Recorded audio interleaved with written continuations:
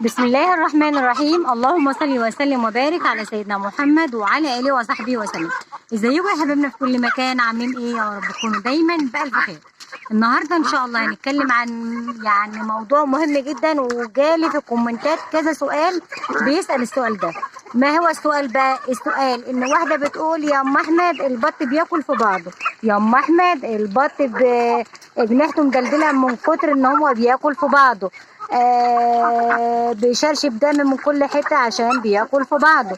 طيب ايه العلاج؟ يعني ده ايه بالظبط، وايه المرض ده، وايه الكلام ده كله؟ النهارده ان شاء الله في الفيديو هنعرف ايه كل الكلام ده. طبعا مبدئيا كده خلينا نعترف ان ده مش مرض يا جماعه، ده اسمه ظاهره او عرض. يا بمعنى يعني يقول لك ده مرض افتراس، لا هو مش مرض، هو ظاهره، او هو يعني ايه يعني مش حكايته انه مرض يعني.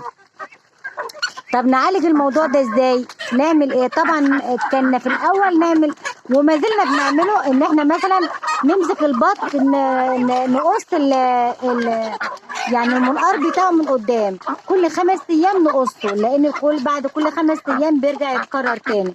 دي اول نقطه. النقطه الثانيه ان احنا نهتم بالبروتين والاكل والمعادن والاملاح والكلام ده كله. يعني لو كنت عامله له خلطه في الاكل، لا ارجعي بدلي وحطي له على بروتين عشان يبطل ده بقى نقص كالسيوم ونقص معادن ونقص بروتين. دي تاني نقطه. التالت نقطه معانا ان شاء الله ان انت تخلي المكان، توسعي المكان اللي هما فيه. لو المكان ضيق توسعيه،